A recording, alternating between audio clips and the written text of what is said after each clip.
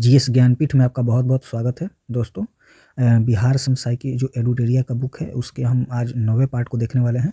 तो हम लोग इसके 8 पार्ट देख चुके हैं। आज हम लोग इसके लगभग 400 क्वेश्चन देख चुके हैं। आज उसके और 50 क्वेश्चन देखने वाले हैं।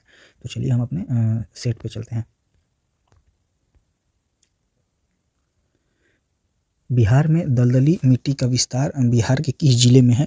तो यहाँ पे आपको दलदली मिट्टी जो आपको पता है कि जो नेपाल के सटे जितने भी क्षेत्र हैं, अररिया हो गया, सुपौल हो गया, सीतामढ़ी, किशनगंज, इन सभी क्षेत्रों में आपको दलदली मिट्टी का प्रभाव देखना। वो तराई मिट्टी और दलदली मिट्टी एक ही होती है। तो वो आपको जो नेपाल से सटे 5 से 7 किलोमीटर के पट्टी के आसपास से आपको पश्चिमी चंपारण से लेकर किशनगंज तक के क्षेत्र में देखने को मिलता है। तो इसलिए इसका ऑप्शन हो जाएगा आपको ए। दिए गए विकल्पों में से कौन सी नदी अपने मार्ग परिवर्तन हेतु प्रसिद्ध है? तो आपको पता है कि मार्ग परिवर्तन के लिए सबसे ज़्यादा जो जानी जाती नदी है वो कोसी है, जो बिहार का सुख जिसे कहा जाता है। सरैयामन पक्षी बिहार किस जिला में स्थित है? तो सरैयामन पक्षी बिहार सबको पता है, आप लोग को पता है कि पश्चिमी चंपारण में यह स्थित है। तो याद रखेंगे, अगर नहीं पता है कि सरैयामन पक्षी बिहार कहाँ है तो वह पश्चिमी चंपारण में स्थित है। जूट का उत्पादन होता है, तो जूट का जो सर्वाधिक उत्पादन होता है वह आपको उत्तरी पूर्वी मैदान के क्षेत्र में, आपको जैसे पूर्णिया में सर्वाधिक जो पूर्णिया के आसपास के क्षेत्र है और वहाँ पे आपको जूट के उत्पादन की बहुलता देखने को मिलती है। तो यह हो जाएगा आपके उत्तर पूर्वी क्षेत्र में। और सर्वाधिक कोई जिला में पूछे तो वह हो जाएगा आपको बरौनी जिला में, पूर्णिया जिला में। बरौनी स्थित तेल शोधक कारखाना किस महारत्न कंपनी की इकाई है? तो जो बरौनी वाली तेल कारखाना है वो आईओसी की कारखाना है। तो ये बहुत इंपॉर्टेंट क्वेश्चन है, इसको याद रखेंगे कि जो बरौनी तेल कारखाना है वो आईओसी कंपनी के, जो आईओसी महारत्न कंपनी है उसकी एक इकाई के तौर पे काम करती है और जो रूस के सहयोग से निर्मित किया गया था। बिहार के किस जिले में जो है रेशमी वस्त्र उद्योग का सर्वाधिक विकास हुआ था? तो जो रेशम का जो सर्वाधिक विकास हुआ है वह भागलपुर में हुआ है। तो याद रखेंगे यह कि भागलपुर में जो है रेशमी वस्त्र उद्योग का सर्वाधिक विकास आपको भागलपुर में देखने को मिलता है। 2011 के जनगणना के अनुसार बिहार में दशकीय वृद्धि जो है, जनसंख्या वृद्धि है, वो कितना है? तो यह 25.4% है। हम लोग जनगणना चैप्टर में इसको बहुत अच्छे से पढ़े हुए हैं। तो 2001 से 2011 के बीच में दशकीय वृद्धि बिहार की 25.4% रही है और सर्वाधिक जो दशकीय वृद्धि है वो मधेपुरा में 31.2% देखने को मिला है। बिहार राज्य चीनी निगम की स्थापना किस वर्ष की गई? तो आपको पता है कि बिहार राज्य जो चीनी निगम की बात कह रहा है, आपको पहला चीनी मिल कारखाना नहीं बोल रहा है। तो पहला चीनी मिल कारखाना अगर बोलता तो 1904 उसका आंसर होता, लेकिन यह बोल रहा है कि चीनी निगम कारखाना कहाँ स्थापित है, तो 1974 में है। वैसे याद रखेंगे कि 1904 में आपको पहला चीनी मिल का स्थापना बिहार में किया गया था। अब आते हैं हम लोग अपने 9वें क्वेश्चन पे। बिहार में जनगणना के अनुसार बिहार में सर्वाधिक लिंगानुपात वाला जिला कौन है?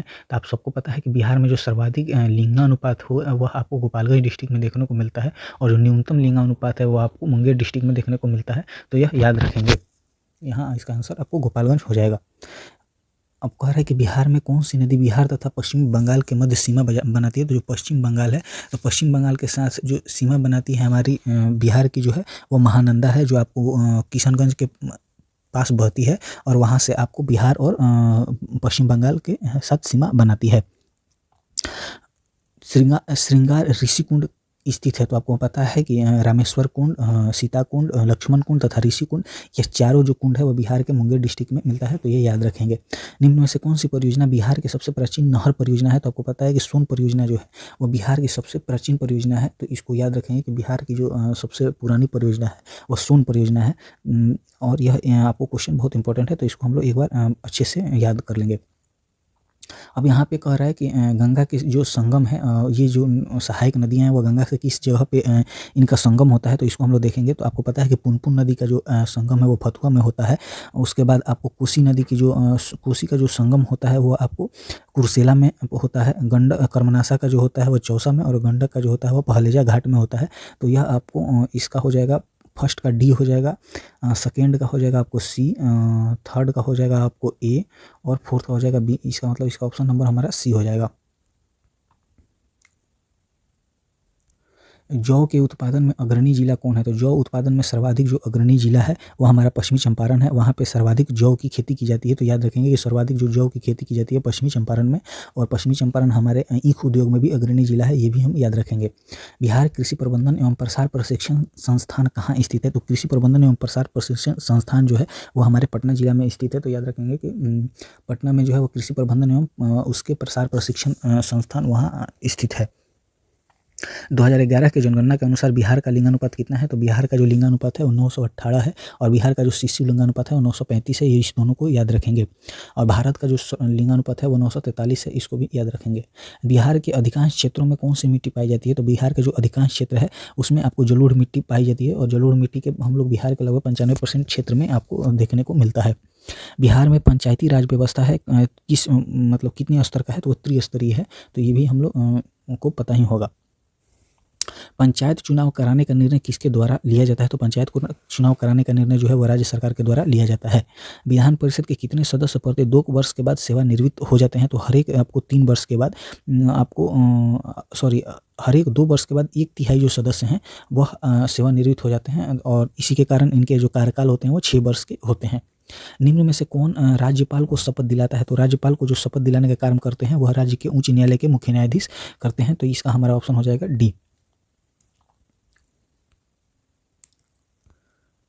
विधानसभाओं की संरचना का उल्लेख संविधान के किस अनुच्छेद में किया गया है? तो विधानसभा का संरचना का जो संरचना है उसका उल्लेख 170 में किया गया है। तो इसको याद रखेंगे कि 170 में हमारे विधानसभा के संरचना का उल्लेख मिलता है, और 169 में हमारे विधानसभा का चर्चा मिलता है। 171 में आपको 170 में हमारे विधानसभाओं की संरचना, 169 में हमारे विधान परिषद की संरचना, 171 में विधानसभा और 172 में विधान परिषद के गठन का चर्चा देखने को मिलता है। मुख्यमंत्री के सलाह पर राज्य के मंत्रियों की नियुक्ति कौन करता है? तो मुख्यमंत्री के सलाह पर राज्य के मंत्रियों की नियुक्ति राज्यपाल के द्वारा किया जाता है। बिहार लोक सेवा आयोग का गठन किस वर्ष किया गया है? तो बिहार लोक सेवा आयोग का गठन जो है वो 1949 में किया गया था। इसको हम लोग याद रखेंगे कि बिहार जो लोक सेवा आयोग का गठन किया गया वो 1949 में, और ये बहुत ही इंपॉर्टेंट क्वेश्चन है। बिहार के पहले दलित मुख्यमंत्री कौन थे? तो बिहार के जो पहले दलित मुख्यमंत्री थे ये आपको भोला पासवान शास्त्री थे। ये याद रखेंगे कि बिहार के जो पहले दलित मुख्यमंत्री थे वो आपको भोला पासवान शास्त्री थे। पटना में नमक कानून किस स्थान पर भंग किया गया था? तो आपको पढ़ा है कि इसके लिए नखासपिंड चलो नारा भी दिया गया था, और वहीं पे जाके आपको ये नमक कानून तोड़ा गया था। तो यह आपको हो जाएगा पटना के नखासपिंड में यह नमक कानून का उल्लंघन किया गया था। भागलपुर में 1866 में ब्रह्म समाज की शाखा को किसने स्थापित किया था? तो भागलपुर में ब्रह्म समाज की स्थापना का जो श्रेय है वह आपको फिरदौसी को इनको हम डॉक्टर कृष्णनंदन घोष को दिया जाता है। तो याद रखेंगे कि जो भागलपुर में ब्रह्म समाज की स्थापना की गई, तो इसको एक बार अच्छे से याद रखेंगे कि भागलपुर में जो ब्रह्म समाज की स्थापना की गई है वह आपको डॉक्टर कृष्णनंदन घोष के द्वारा किया जाता है। इसको हम लोग बहुत अच्छे से याद कर लेंगे, और यह इसका जो स्थापना होता है 1866 में किया जाता है। तो भागलपुर के ब्रह्म समाज की स्थापना जो 1866 में होती है उसके जो स्थापना करते हैं वह डॉक्टर कृष्णनंदन घोष के द्वारा किया जाता है। बिहार में महत्वपूर्ण संत मखदूम याहिया मनेरी का जो संबंध है वो किस सिलसिले से? तो ये तो पता ही होगा कि फिरदौसी सिलसिले से इनका संबंध था। किस मुगल शासक ने राजकुमार अजीम को बिहार का सूबेदार बनाया था? तो राजकुमार अजीम जो थे वो औरंगजेब के पुत्र थे, और इन्होंने ही पटना का नाम बदल के अजीमाबाद नाम रखा था। तो इसका आंसर हमारा हो जाएगा औरंगजेब, उनके ही के पुत्र अजीम थे। गया में आयोजित द्वितीय बिहार प्रांतीय किसान सम्मेलन जो है उसकी अध्यक्षता किसने किया था? तो इसकी जो अध्यक्षता किए थे वह आपको इसकी अध्यक्षता आपको पुरुषोत्तम दास टंडन के द्वारा किया गया था। तो याद रखेंगे कि गया में जो है आयोजित द्वितीय बिहार प्रांतीय किसान सभा के सम्मेलन की अध्यक्षता पुरुषोत्तम दास टंडन के द्वारा किया गया था। बिहार में सदाकत आश्रम की स्थापना किसने की? तो आपको पता है कि सदाकत आश्रम इनके मजदूरों के द्वारा किया गया था, और यहीं से यह मातृभूमि या मदरलैंड पत्रिका का भी इन्होंने यहीं से संपादन किया था। बख्तियार खिलजी के आक्रमण के समय सेन वंश का शासक कौन था? तो यह आपको हम बता दिए थे कि लक्ष्मण सेन तथा पाल वंश के इंद्रधुमन पाल उस समय थे। किस काल में बिहार पर दिल्ली सल्तनत के सुल्तानों का निर्णायक वर्चस्व स्थापित हो गया? तो तुगलक काल में, जब आपको गयासुद्दीन तुगलक का आक्रमण होता है बंगाल और बिहार के क्षेत्र में, उसके बाद बिहार पे निर्णायक जो वर्चस्व है वह दिल्ली सल्तनत का हो जाता है। किस सुल्तान ने राजगीर स्थित जैन मंदिरों को अनुदान दिए थे? तो हम बताए थे आपको कि यह आपको इसके ऊपर उलेमा वर्ग के प्रभाव होने के बावजूद भी यह आपको थोड़ा-सा धार्मिक सहिष्णु शासक देखने को इसके इतिहास में देखने को मिलता है।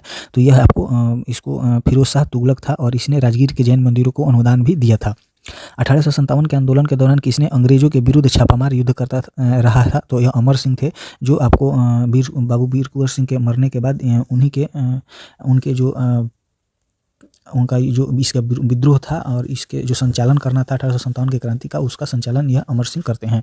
सेन वंश के किस शासक ने कर्नाट वंश के शासक नान्यदेव को पराजित किया था? तो यह आपको जो थे वह विजय सेन थे और विजय सेन ने सेन वंश के शासक को जो सेन वंश के कर्नाट वंश के शासक थे नान्यदेव, जो उनके संस्थापक भी थे, उनको इसने हराया था। तो इसका आंसर हो जाएगा आपको विजय सेन। याद रखेंगे, विजय सेन ने नान्यदेव पर विजय स्थापित कर दिया था। सेन वंश के किस शासक ने कर्नाट वंश के शासक नान्यदेव को पराजित किया था? तो इसका हम लोग विजय सेन याद हो गया।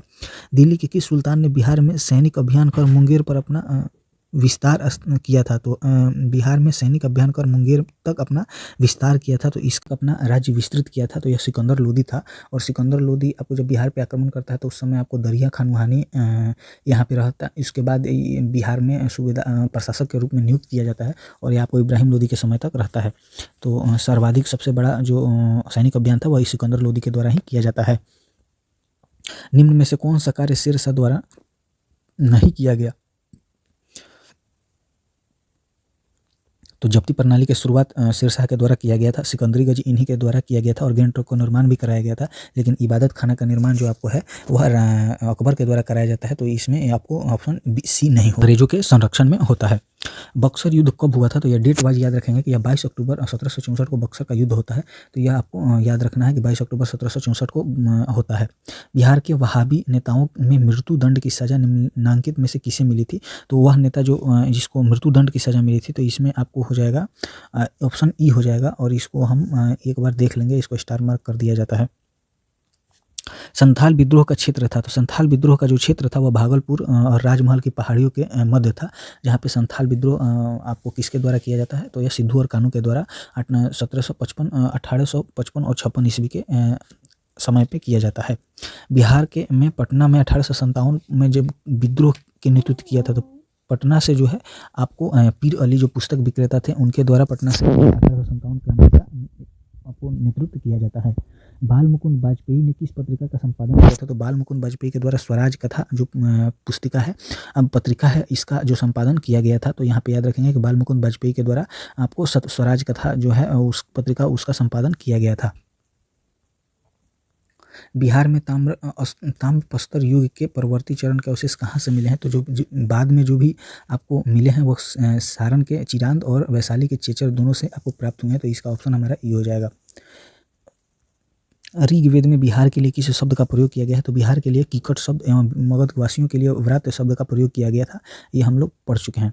निम्न में से कौन सा महाजनपद बिहार के क्षेत्र में स्थित नहीं था? तो बिहार के जो क्षेत्र में स्थित नहीं था वत्स एवं चेदी नहीं था। अंग यहाँ पे था मगध था और आपको वज्जी संघ, तीनों हमारे बिहार के क्षेत्र से संबंधित है।